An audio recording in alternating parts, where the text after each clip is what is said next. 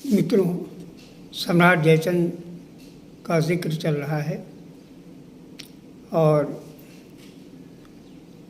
जिसमें सम्राट जयचंद को वीरगति प्राप्त हुई, उसी युद्ध का वर्णन सभी इतिहासकारों ने बखूबी किया है। महाराजा जयचंद मोहम्मद गोरी से युद्ध करते हुए चंदावर के मैदान में सन 1194 में वीरगति को प्राप्त हुई है। लगभग 2 वर्ष पूर्व सन 1992-93 में सुल्तान ने महाराजा पृथ्वीराज को तराइन की लड़ाई में रणशाही कर अजमेर दिल्ली पर अधिकार कर लिया था। तभी अपने मुख्य सेनापति कुतुबुद्दीन को अपना प्रतिनिधि मनोनीत किया और विजित देश का शासक बनाकर गजनी लौट गया। तदंतर 1194 में भारत पर फिर आक्रमण किया और इस बार महाराजा जयचंद रणशाही हुए। ये युद्ध चंदावर के मैदान में हुआ, जो आगरा और इटावा के बीच यमुना तट पर स्थित था। अब यह फिरोजाबाद नगर की बस्ती है। इस प्रकार उत्तर भारत के एक बड़े भाग पर मुसलमानों का शासन हो गया। उक्त आक्रमण तथा युद्ध का कथन कई ग्रंथों में मिलता है। देखिए, जिन ग्रंथों में मिलता है उसको श्री आनंद स्वरूप मिश्र जी ने वर्णित किया है और मैं आनंद स्वरूप मिश्र जी को धन्यवाद देता हूँ कि उन्होंने बृहद अध्ययन करके सभी इतिहासकारों का जिक्र उन्होंने किया है, जिससे स्पष्ट होता है कि सम्राट जयचंद महान महायोद्धा और महान सम्राट उस युग का था।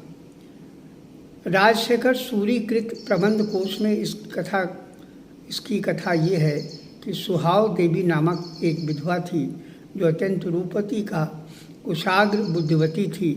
जयचंद का पद्माकर नामक प्रधानमंत्री उसे अड़हिलपुर गुजरात से लाया और महाराज को भेंट किया। महाराज उसके रूप लावण्य पर मोहित हुए और उसे अपना पासवान बना लिया। उससे मेघचंद नाम का पुत्र हुआ। उसके युवा होने पर सुहाव देवी ने महाराज से हट किया कि मेघचंद को युवराज पद पर बढ़ाया जाए, परंतु मंत्री विद्याधर के विरोध के कारण सफल मरुत न होने पर वह रुष्ट हो गई और राज्य के अनिष्ट का संकल्प किया। उसके कार्यान्वित करने के लिए उसने गुप्त रूप से अपने दूत को तक्षशिला भेजा और सुल्तान को कन्नौज पर चढ़ाई करने के लिए आग्रह किया। देखिए, यहाँ बहुत छोटी सी बात है कि सुहाव देवी जैसी महिला जो अपने पुत्र को युवराज बनाना चाहती थी, इस पर मंत्री विद्याधर के विरोध पर सम्राट जयचंद ने उसको नहीं बनाया, तो उस पर उसने षड्यंत्र शुरू कर दिया। और उसका षड्यंत्र का मुख्य उद्देश्य यही था कि अगर सम्राट जयचंद की मृत्यु हो जाएगी तो वो अपने पुत्र को मेघचंद को युवराज बना देगी। जयचंद का मंत्री विद्याधर बड़ा प्रवीण था। गुप्तचरों द्वारा उसने यह भेद जान लिया और राजा को उसकी सूचना दी। जयचंद सुहाव देवी की भक्ति के साथ ही समझता रहा और मंत्री की बात पर विश्वास न किया।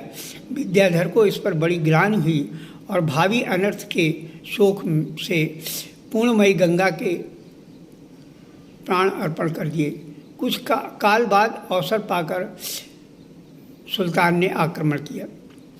सुल्तान ने जो आक्रमण किया वो सुहाव देवी के कारण नहीं किया, उसने अपने मन से किया था। समाचार पाकर जयचंद युद्ध के लिए आगे बढ़ा। बीच में दोनों सेनाएं जा मिली। विकराल युद्ध के बाद सुल्तान विजयी हुआ, किंतु यह ज्ञात नहीं है कि जयचंद रणक्षेत्र में धराशायी हुआ या स्वयं प्राण त्याग दिए। लेकिन कुछ इतिहासकारों को कहना है कि कुतुबुद्दीन ऐबक की जो तीर था उसकी आँखों में लगा और वो जहरीला तीर उसको पूरा प्रभावित कर गया शरीर को और वो हाथी पर से गिर पड़ा और गिरने के बाद सारी सेनाओं में भगदड़ मच गई। नतीजा यह हुआ कि जयचंद उसी में शहीद हो गए। ये प्रबंध कोश राजशेखर सूरी ने विक्रम संवत 1405 1349 ईस्वी में लिखा था, जबकि ये घटना 1250-1194 ईस्वी की है, अर्थात 155 वर्ष बाद ये ग्रंथ है। इसमें कुछ जनश्रुति का भी अंश हो जा सकता है और इस कारण कुछ भेद भी संभव है। तथापि समय का इतना बड़ा अंतराल नहीं है कि सारा कथन निर्मूल मान लिया जाए। प्रबंध चिंतामणि से भी सुहव देवी का कथन समर्थन मिलता है। विद्यापति की मुख्य परीक्षा में भी ये लिखा है कि जयचंद की उसकी रानी सुहा देवी ने उसको धोखा देकर साहबुद्दीन द्वारा मरवा डाला। ख्वाजा हसन निज़ामी ने ताजुल मासीर में लिखा है कि दिल्ली पर अधिकार करने के 2 बरस बाद कुतुबुद्दीन ऐबक ने जयचंद पर चढ़ाई की। साहबुद्दीन रास्ते में मिला। सेना में 50,000 सवार थे। कुतुबुद्दीन फौज में आगे रखा गया था। जयचंद ने इटावा के पास संडावर में सामना किया। युद्ध के समय राजा जयचंद हाथी पर बैठा सेना का संचालन कर रहा था। अंत में वो मारा गया। सुल्तान के असनी का खजाना लूटा। आगे बढ़कर बनारस को भी की यही दशा की। इस लूट में 300 हाथी भी थे। मोहम्मद मिनहाउजुद्दीन की तबकाते नासिरी में सिर्फ इतना ही वर्णन है कि 590 हिजरी में सुल्तान शहाबुद्दीन के साथ 2 सेनापति थे जिनके नाम कुतुबुद्दीन और इजुद्दीन थे, जिन्होंने चंदावर के पास जयचंद को हराया। इसी तरह कामिल-उत-तावरी में लिखा है कि 590 हिजरी में शहाबुद्दीन गोरी ने चंदावर में राजा जयचंद को हराया और बनारस को लूटा। उस लूट की वह 1400 ऊँटों पर लाद कर ले गया। उद्धृत प्रमाणों से जयचंद के अंतिम युद्ध की कथा संबंधी बातों पर प्रकाश इस प्रकार मैंने डाला है।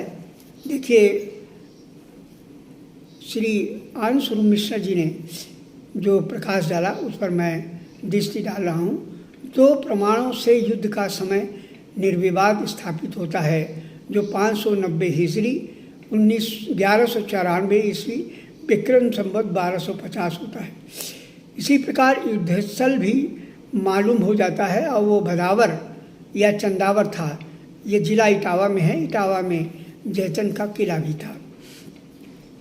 सुल्तान शहाबुद्दीन गोरी की चढ़ाई का वर्णन जैसा प्रबंध को उसमें दिया हुआ है, उसे ज्ञात होता है कि कुपात्र का सहवास कितना भयंकर है। सुहावा देवी निम्न कोट की स्त्री थी। राजशेखर ने उसके रूप तथा राजनीतिक निपुणता की प्रशंसा की है, जिससे जान पड़ता है कि उसके सौंदर्य के अतिरिक्त मेधावी गुण भी था। जयचंद उस रूपवती और बुद्धिमती महिला के पास में ऐसे बंधे कि इसको यह अभिमान हो गया था कि उसकी इच्छा के विरुद्ध महाराज को कुछ भी करने का साहस नहीं हो सकता। महाराज का औरस पुत्र कुछ विलंब से उत्पन्न हुआ। उससे पहले उन्होंने सुहाव देवी की कोख से जन्मित और नवरस संतान का मुंह देखा। औरस पुत्रवत उससे स्नेह करता रहा। इसीलिए सुहाव देवी ने अपने पुत्र मेघचंद के लिए युवराज पद का हट किया। औरस पुत्र के होते हुए तथा मंत्री की सलाह के विरुद्ध महाराज उसकी इच्छा पूर्ण करने में भयभीत रहे। इससे उन दोनों के चित्त में ग्रंथि बन गई। इधर दिल्लीपति महाराज पृथ्वीराज ने अवसान से भारत में मुसलमानों का पदारोपण हो गया और उधर जयचंद के मुंह लगे झगड़ालू सेनापतियों ने चारों ओर मांडलिक राजाओं से युद्ध करके देश में अराजकता फैला रखी थी। समझ पड़ता है कि इस अराजकता के समाधान के लिए कन्नौज की फौज चारों ओर शांति स्थापित करने के लिए इधर उधर भेजी गई थी। राजपूताना सरीखे सुदूर देशों में पहुंच जाने के कारण उसका जल्दी लौटना संभव नहीं था। यह उस समय की बात है कि देश में अराजकता की स्थिति उत्पन्न हो गई, तो सम्राट जयचंद ने अपनी सेनाओं को दूर दूर जगहों पर इसको नियंत्रित करने के लिए भेज दिया था। तो उनके पास सेना भी कम थी उस समय में। अभी तक मुसलमानों के आक्रमण केवल लूटमार करने के अभिप्राय से हुआ करते थे, उनका कोई दृढ़ राज्य स्थापित न हो पाया था। जयचंद ने कई बार मुसलमानों को हराया और वे लोग उनके नाम से थर्राते थे। उस जयचंद को भला कुतुबुद्दीन ऐबक शरीकों से मोर्चा लेने में क्या भय हो सकता था। कुतुबुद्दीन और शहाबुद्दीन को जयचंद के घर भेदियों ने बताया होगा कि उस समय उसके पास न कोई विशेष ऐसी सेना है और न सेनापति। यदि ये दोनों महाराज की उस समय की स्थिति का कच्चा चिट्ठा न पाते तो क्षत्रिय कुल की प्रसिद्धि वीरता के कारण उसके चंगुल से फैलने से भयभीत होकर चढ़ाई का साहस न करते। कुछ लोगों से उसको पता लगा कि इस समय जयचंद के पास सेना कम है और इसमें वो निस्सहाय है, इसलिए इस समय अगर हमला कर दिया जाए तो वो जीता जा सकता है। और इसी को देखते हुए कुतुबुद्दीन और शहाबुद्दीन दोनों ने हमला किया। निदान उन्होंने कई टुकड़ी अपनी फौज को विभिन्न मार्गों से जयचंद की ओर भेजा। इधर जयचंद का योग्य मंत्री विद्याधर मृत हो चुका था, अन्यथा इन भेदों का पता लगा लेता और बचाव की तैयारी करता। अनुमान लगाया जाता है कि जयचंद को केवल इतना ही भेद मिला कि कुतुबुद्दीन अमुक मार्ग से आक्रमण करने आ रहा है। सुल्तान शहाबुद्दीन, इजुद्दीन और कुतुबुद्दीन तीनों ने मिलकर चढ़ाई की और यह सब जयचंद जान न पाया। जो फौज उस समय जयचंद के पास थी उसे लेकर वह कुतुबुद्दीन के मार्ग रोकने के लिए आगे बढ़ा। फल ये हुआ कि वह अकेला ही 3 मार्गों से आई हुई फौजों को बांधने में फंस गया। यह भी मालूम होता है कि जयचंद के पास बहुत कम फौज थी, क्योंकि मुसलमानी तवारीखों में सुल्तान के फौज की संख्या में 50,000 सवार बताए गए थे और जयचंद की फौज की संख्या भी बहुत बढ़ा चढ़ाकर बताई गई, जिससे उन्होंने सुल्तान की बहादुरी का पक्ष बढ़ाने का प्रयत्न किया। यद्यपि किसी भी ग्रंथकार ने जयचंद के किसी भी सेनापति का उल्लेख नहीं किया। यदि उनके साथ कोई भी सेनापति उस युद्ध में से मारा गया होता या परास्त होता तो भी सुल्तान की कीर्ति के साथ कहा जाता कि उसने जयचंद को अमुक सेनापति के साथ मारा, और यह वर्णन कदापि न था कि स्वयं हाथी पर चढ़कर सैन्य संचालन कर रहा था।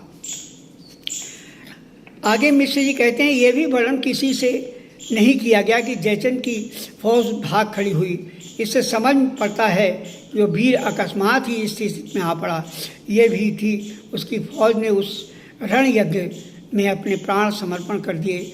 लूट वर्णन से भी यही प्रतीत होता है कि जयचंद बहुत साधारण रूप में था और उसका लाव लश्कर बहुत कम था, क्योंकि जो लूट का माल सुल्तान के हाथ लगा वह बनारस या कन्नौज का और आसनी के किले का वर्णन है। युद्ध क्षेत्र लूट का वर्णन नहीं है। इतिहासकारों ने केवल इतना ही लिखा है कि इस फौजी विजय में विजेता को 300 हाथी प्राप्त हुए। यदि महाराज के साथ पूरी फौज होती तो हस्तगत हाथियों की संख्या इससे कहीं अधिक होती, क्योंकि महाराज की सेना में हजारों की संख्या में हाथी थे। इसी प्रकार हजारों घोड़े भी मिलते। इन सब तथ्यों से सिद्ध होता है कि लूट का वर्णन नहीं है। युद्ध क्षेत्र में जयचंद के पास पर्याप्त सेना तथा माल असबाब नहीं था।